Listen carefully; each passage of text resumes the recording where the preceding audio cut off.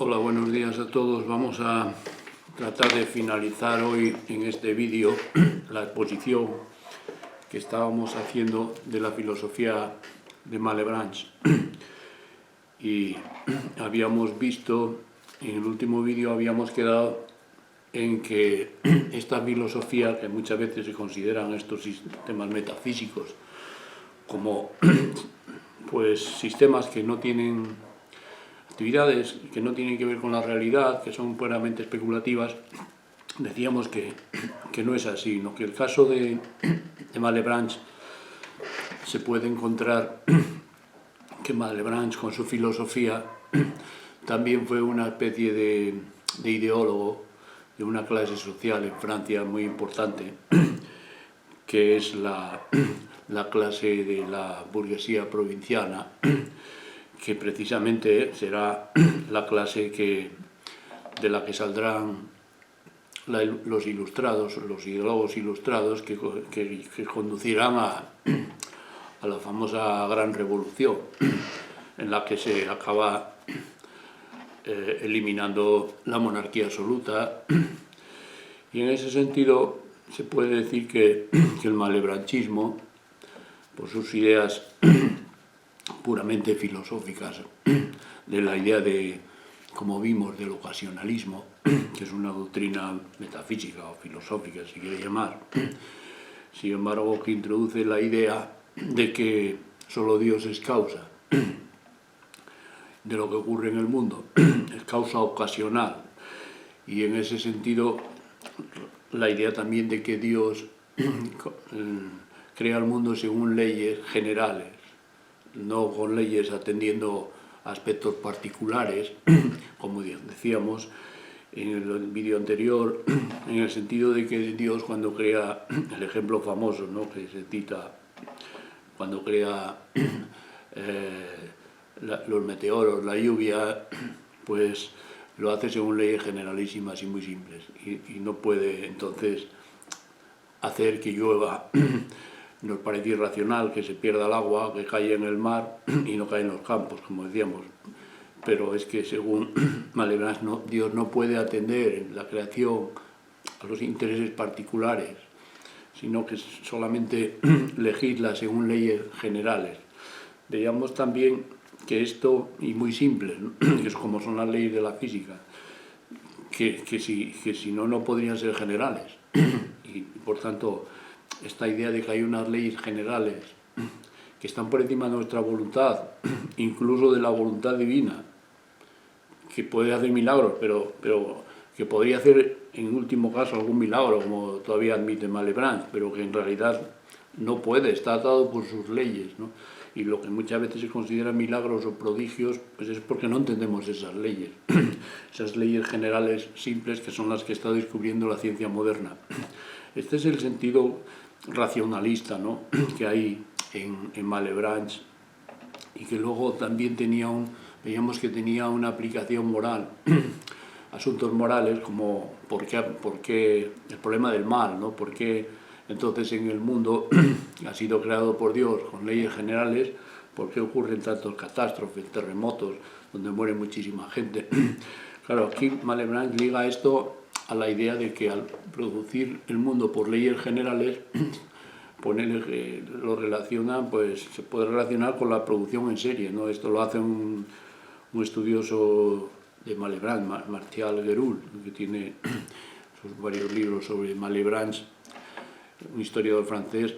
Gerould se remite para comparar, para explicar esta idea de Malebranche a la creación en serie que se estaba desarrollando ya en las fábricas de vídeo, que en la época de Luis XIV, que el ministro Colbert fomenta en Francia la producción en serie, pues tiene el problema de que tiene la ventaja de que es mucho mayor que la artesana, ¿no? Y es más rápida, más eficaz, pero el problema es que pues a veces pues se producen defectos que hay que corregir. De algunos platos pues hay que repintarlos, y también a veces se rompen platos y se pierden platos, ¿no? Pero en realidad son males que que son necesarios y que no se pueden solucionar, porque si se quiere volver otra vez a la producción artesanal, es una producción más lenta y menos eficaz. En ese sentido, Malebranche analiza los problemas del mal frente a los jansenistas o los jesuitas de una forma diferente, ¿no? Pero los jansenistas pues protestan, se indignan por el mal en el mundo, ¿no? Porque, y claro, siguiendo ideas parecidas al calvinismo, pues parece que Dios tiene que salvar solamente a unos elegidos, ¿no? Que son los elegidos. Claro, la salvación de los elegidos hace que muchos otros tengan que perecer, ¿no? En ese sentido, Malebranche quiere realmente dar una explicación del mal distinta de otras corrientes, como los jansenistas, que suponen que el mundo solamente se salvan unos pocos y que está irremediablemente perdido, y hay una especie de angustia, de sentido trágico de la vida que tienen digamos, los jansenistas, mientras que Malebranche es más optimista, ¿no? En el sentido de que supone que esos males son necesarios y no se pueden evitar y pueden ser compensados por la intervención posterior humana. Por ejemplo, cuando ocurren terremotos, pues se producen muchos males, pero esos males son por las leyes generales con las que está hecha la tierra, que son leyes que no dependen de los hombres, sino que son de principios generales. Entonces, lo único que se puede es atenuar eso, pues, por la intervención humana, es decir, por la cultura, diríamos hoy, ¿no? Por la técnica, por la canalización de los ríos, por todas estas actividades humanas. Malebranche cree que pueden frenar los males. Por tanto, no es completamente pesimista, como los calvinistas o los jansenistas, ¿no? Que tienen una idea, los jansenistas especialmente, pues buscan el retiro, el aislarse del mundo, como hacía Pascal. El mundo está irremediablemente perdido, solamente se salvan unos pocos, no hay forma de arreglar esto, ¿no? Malebranche supone que el mundo no está irremediablemente perdido, los males son necesarios. Hay una especie de cinismo aquí también, ¿no? No hay otra forma, que después se verá más claramente en Leibniz, con el optimismo leibniziano, ¿no? Que a Voltaire claramente le parecía un cinismo, pero es que cuando hablemos de Leibniz es porque Voltaire realmente no entendía lo que significaba realmente esto. Aquí se ve bien en Malebranche que no es un cinismo, ¿no? Sino que es una especie de realismo, ¿no? No hay otra forma de crear el mundo si no es por leyes generales. Estas leyes generales son como la producción en serie, van a producir males, pero esos males, que son inevitables y por tanto no todos se van a salvar, frente a lo que dicen, pues no todo el mundo se salva porque hay defectos, porque hay piezas que no funcionan y entonces perecerán, pero sí hay una posibilidad de intervención también de las obras, no solamente en la gracia. Malebranche supone que la salvación viene por la gracia, pero también en este conflicto que hay entre el problema de las buenas obras y la gracia, que divide a los católicos y a los protestantes, los calvinistas, ¿no? Malebranche admite que ahí la gracia divina es santificante y es necesaria, porque por la gracia, como vimos, viene la iluminación. La iluminación interior permite, pues, el acceso al punto de vista de Dios y permite entender el mundo. Esto es la gracia.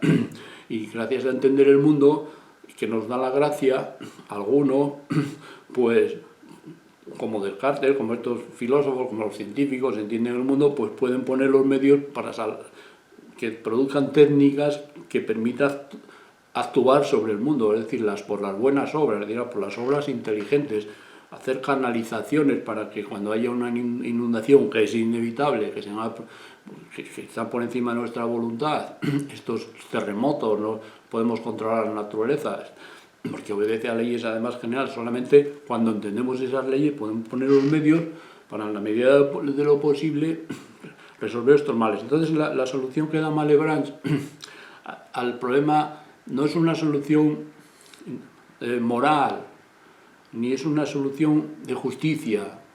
Por ejemplo, pues otros se indignan, Voltaire, no hay justicia en el mundo porque Dios permite el mal. Es un argumento, una crítica desde el punto de vista de la justicia.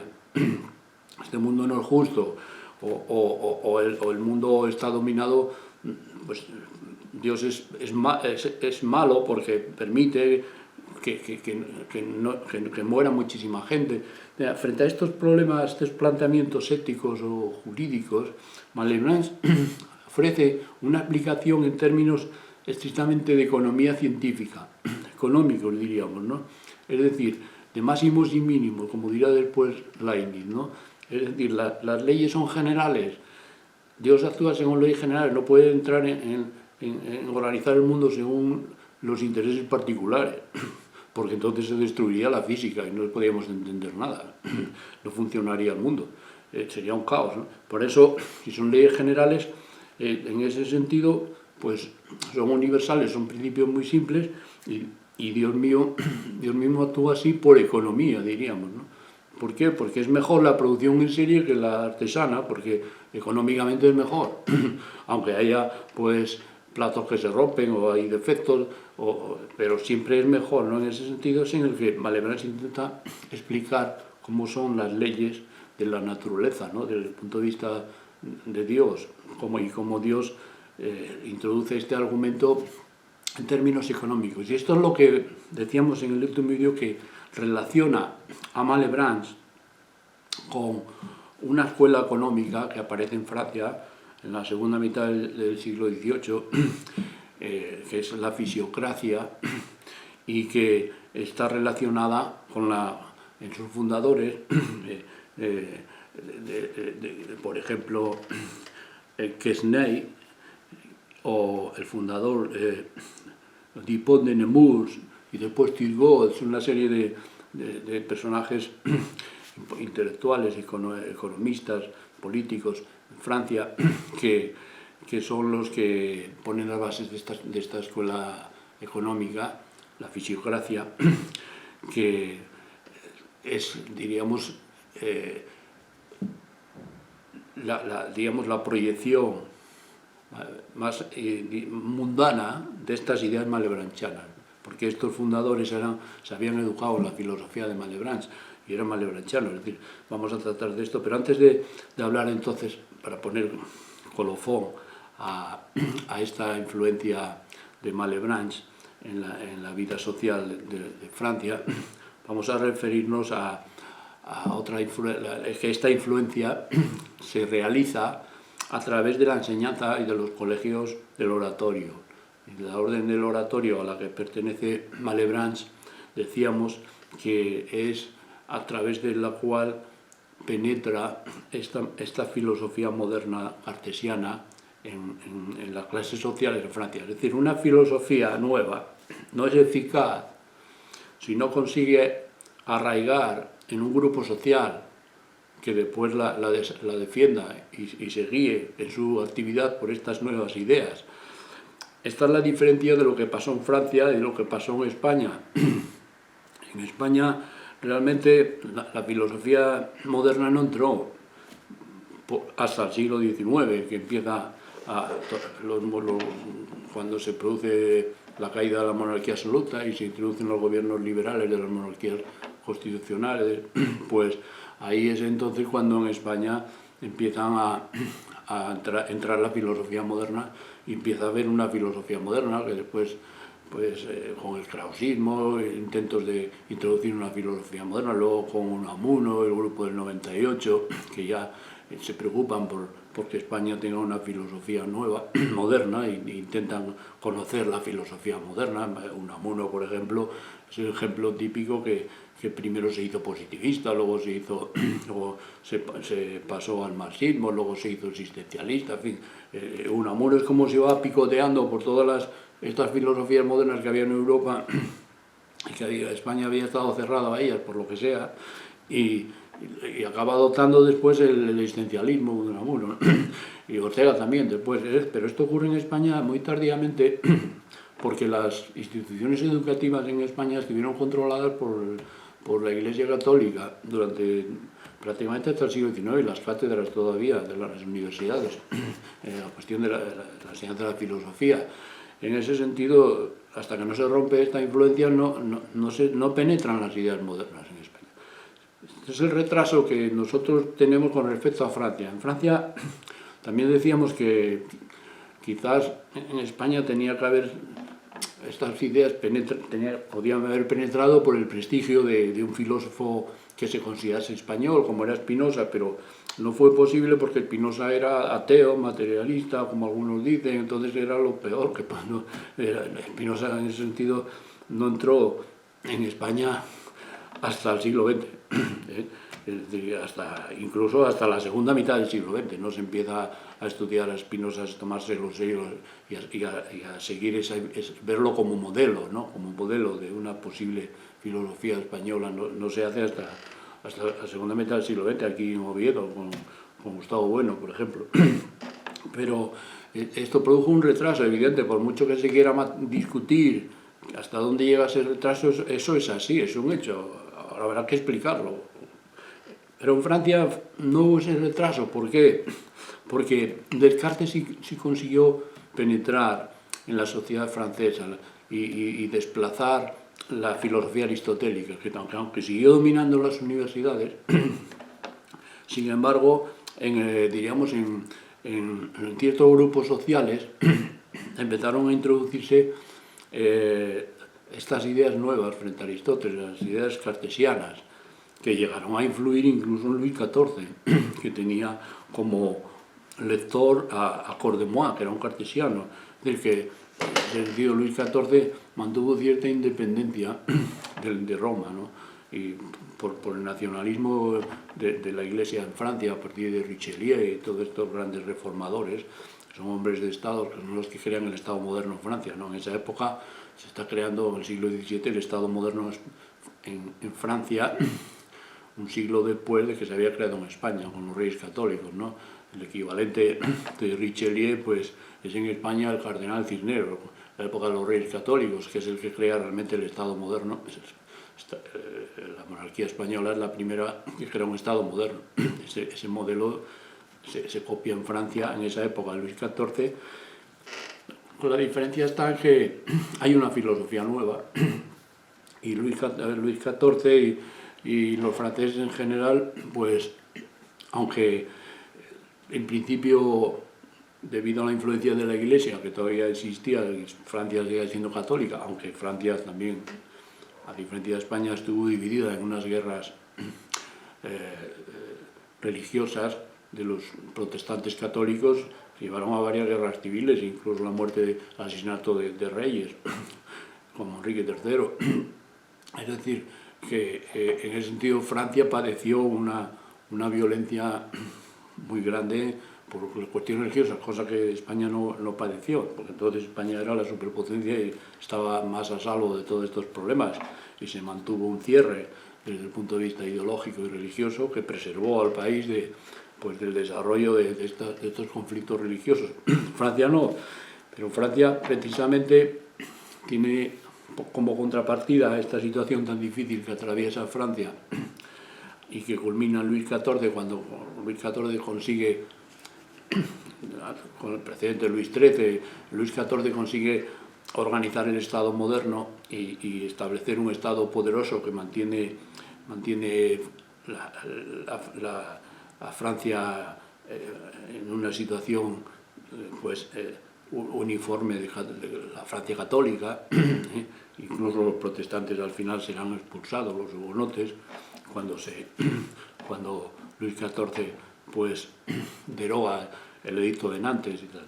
Y en ese sentido, en Francia, sin embargo, el cartesianismo sí entró, llegó a tener un arraigo social.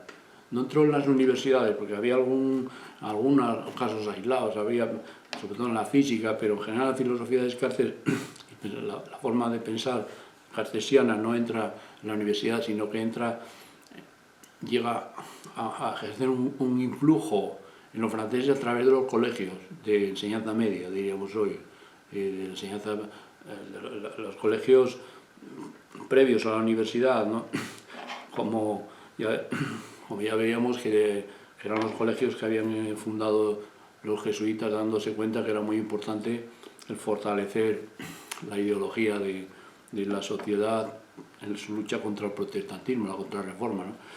Pues a través de estos colegios de la congregación del oratorio es a través de la que, por la influencia de Malebranche, que reformula todo este cartesianismo y le da un desarrollo, una originalidad propia y un sistema propio, el malebranchiano, pues lo amplía y lo hace, resuelve contradicciones como vimos, del cartesianismo o situaciones inacabadas, como que Descartes pues, no podía explicar la relación alma-cuerpo. Malebranche introduce el ocasionalismo como una solución a este problema, y en ese sentido, a través de estos colegios de la Orden del Oratorio, es donde el cartesianismo entra en Francia y arraiga en una clase social, que es esta burguesía provinciana, porque la alta nobleza seguía siendo católica y educada en los jesuitas, más bien eran los jesuitas. Luego había la baja nobleza o la nobleza llamada de toga, que eran los que ocupaban, como Montesquieu, los cargos de jueces, cargos de personajes que tenían cierta cultura, ¿no? de alcaldes y de estos cargos políticos y jurídicos, que eran los que ocupaban esta nobleza llamada en Francia de toga. Pues los juristas, pues esta nobleza se educa, no puede acceder a estos colegios jesuitas, que eran muy caros. El caso de Descartes, por ejemplo, que era el señor de Hiperrón, era un noble, Descartes, pero de nobleza media, o no era alta nobleza. Sin embargo, Descartes pudo acceder a la Flèche, que era un colegio de los jesuitas donde solo iban los de alta nobleza, ¿no? Pero decíamos que el oratorio creó una serie fundado en Francia por el cardenal Berulle, el oratorio de San Felipe Neri, que venía de Italia, se introduce en Francia cuando lo organiza el cardenal Berulle, organiza todos estos colegios. Pues era una orden que hay que también tener en cuenta un poco lo que era, porque fue la que permitió la cartesianización de generaciones de estudiantes, de niños, de adolescentes en Francia, y por eso ahí se explica después lo que ocurre cuando surge la Ilustración, ¿no? Cómo aparecen los filósofos en Francia que no salen de la nada. Estos filósofos ilustrados salen de esta semilla que sembró la enseñanza del malebranchismo y la organización por Malebranche, que llegó a tener una influencia muy grande en el oratorio, para cómo se organizaban los estudios, qué es lo que había que estudiar, y que había que estudiar pues, la física moderna, había que estudiar, y no la aristotélica, había que estudiar pues, otras culturas, otras civilizaciones. Ese carácter cosmopolita que después tiene la Ilustración en Francia también viene de aquí, porque Malebranche, por ejemplo, también entró en contacto antes que Leibniz con los jesuitas que estaban en China. Entonces la discusión sobre qué era China, que hoy es muy actual, ¿no? Que había que volver a estas polémicas que aparecen en Francia, cuando Malebranche tiene un escrito sobre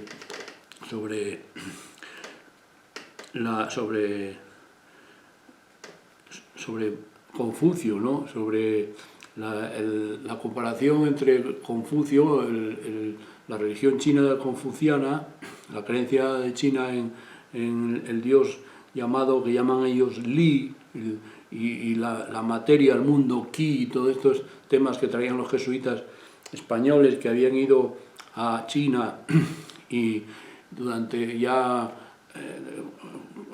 empiezan a traducir, ¿no? Y a hablar de lo que estaba pasando en China.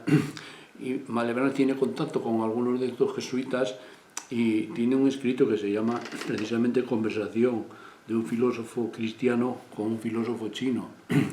en este escrito Malebranche toma contacto con esta religión china, y aunque claro, él condena la religión de Confucio como un panteísmo, ¿no? E incluso parecido al de Spinoza. Spinoza, por lo visto, no conoció esto. Pero, en fin, hay una disputa aquí, porque luego Leibniz también tendrá escritos sobre China, y la posición de Malebranche, sin embargo, es distinta de la de Leibniz, ¿no? Porque Malebranche ve en la religión china que es un panteísmo, ¿no? y que no es muy diferente aunque es un monoteísmo, parece que es un monoteísmo, porque tienen como Dios a un solo Dios, que es Li, pues el Dios de los cielos. Sin embargo, Malebranche lo ve como un panteísmo, no como un monoteísmo como el cristiano. Entonces toma diferencias, y realmente Malebranche pues no ve tampoco con mucha simpatía esta filosofía, que se pueda compatibilizar el monoteísmo chino con el cristiano, con el occidental, ¿no? Y sin embargo, a diferencia de los jesuitas, que eran más flexibles y trataban de decir que en realidad los chinos pues habían tenido ya una especie de revelación, porque tenían la idea de un Dios monoteísta. Y Leibniz, por ejemplo, se orientará en sus escritos sobre esto. Leibniz también investigó sobre China y tiene, como veremos, pues una idea positiva de China. Le sorprende la idea de una civilización oriental que, según Leibniz, pues estaba tan avanzada o más en algunos aspectos que la occidental, ¿no?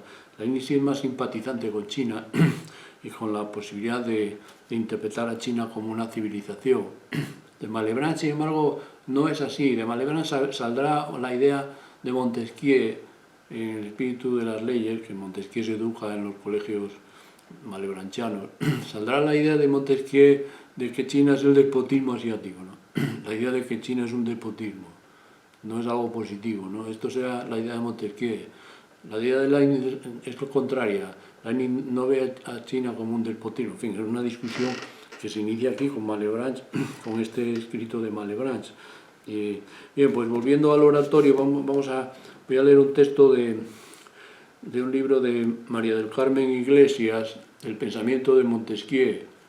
Está publicado en Alianza Editorial. Es un libro ya de 1984, pero es un estudio muy interesante sobre Montesquieu, muy abundante en información, y tiene un capítulo precisamente que habla de la influencia oratoriana. Montesquieu y el cartesianismo, ¿no? La página 31, pues la página 33 habla de la influencia del oratorio, de la congregación del oratorio de Montesquieu, que es uno de los padres de la Ilustración en Francia, ¿no? Y en ese sentido se ve aquí como Montesquieu no hubiese sido posible sin haber estudiado en estos colegios. Pero hace un resumen de lo que era la congregación del oratorio, que vamos a leer medio folio, que creo que es muy claro y expresa muy bien lo que era el oratorio. Y el oratorio, esto es la página 34, el oratorio, creado en Italia en el siglo XV por San Felipe Neri, se había afincado en Francia a partir del siglo XVII y se caracterizaba por ser una congregación formada voluntariamente por la simple asociación de sacerdotes, como una organización muy liberal.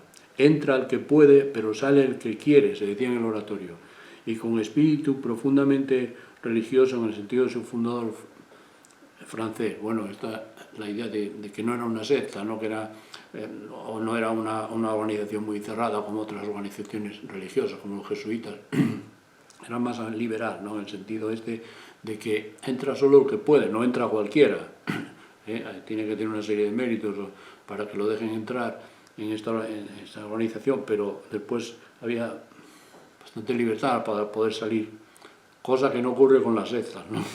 La secta se dice lo contrario, que es muy fácil entrar, pero es muy difícil salir. Bien, sigo leyendo. Pierre de Bérulle había querido imprimir a la orden, como reacción de la Reforma Católica frente al avance protestante, O sea, había querido Pierre Berou imprimir un espíritu religioso nuevo, ¿no? De ahí la búsqueda teológica y la espiritualidad oratoriana que reaviva la tradición cristocéntrica, pero que se sedimenta en un humanismo cristiano en el que el acento no está puesto en el pecado, sino en la redención. Aun cuando a veces el oratorio estuvo cercano al jansenismo de Port Royal, la confianza en que el hombre puede valerse por sí mismo en el mundo, no solo por la gracia, sino por las fuerzas de su naturaleza y los esfuerzos de pensadores de la talla de Malebranche para unar el orden y la razón natural con el universo cristiano de tradición agustiniana, sitúan al oratorio en una inflexión particular respecto al pensamiento religioso de la época. Su influencia sobre la mentalidad ilustrada fue muy importante, y que aparte de su actividad en los seminarios, insistiendo en la dignidad y santificación del sacerdocio, su humanismo se proyectó en los colegios creados por toda Francia, generalmente en ciudades medianas o pequeñas, a veces en simples burgos, para no chocar con los colegios de los jesuitas, aun cuando en Angers o Nantes no parece que pudo evitarse. Su sistema de enseñanza a través de regentes o tutores y el contenido de la misma, que marcaba el acento en las ciencias de la observación y el conocimiento de civilizaciones extranjeras, como era el caso de la China, dan al oratorio un papel importante en la difusión de la cultura en el siglo XVII. Aunque parece que Montesquieu estuvo en algún momento descontento de la educación recibida, lo cierto es que Juilly, quizá el colegio oratoriano de mayor prestigio, se caracterizaba por su educación liberal y a la alta calidad de sus enseñanzas. El colegio en el que estudió Montesquieu, que está a las afueras de París, a unos 30 kilómetros, todavía existe el edificio de este colegio del oratorio, el colegio de Juilly. El colegio, situado en la isla de Francia, cerca de París, había sido creado en 1636, y 2 años más tarde Luis XIII le había conferido el título de Royal, con la finalidad de que se ocupase de la educación de los hijos de la nobleza.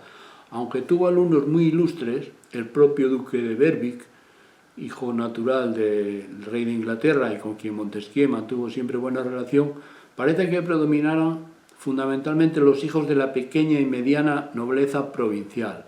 Nos consta que tenía una magnífica biblioteca que logró atravesar casi incólume los vicisitudes de la Revolución del 89, y que los escolares recibían enseñanzas de física, de matemáticas, de geografía, y lo que es probablemente decisivo en la formación del Barón de la Brede, y no muy frecuente en la época, de historia. Es decir, este es un resumen que se da en este libro de lo que era el oratorio.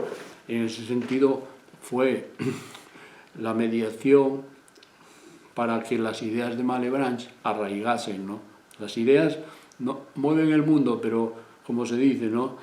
Pero para moverlo tienen que arraigar en los cuerpos, en las fuerzas, en las clases sociales, como decía Marx, ¿no? Y solamente cuando una idea acaba arraigando en un grupo social que la toma y la hace suya para organizar la vida, es cuando se producen los cambios, ¿no? Los cambios, realmente aquí, por eso después estalla estos cambios que hay en Francia, la modernización, que llevan a la revolución, a la gran revolución, que realmente surge de esta burguesía o esta pequeña nobleza provinciana, sobre todo agricultores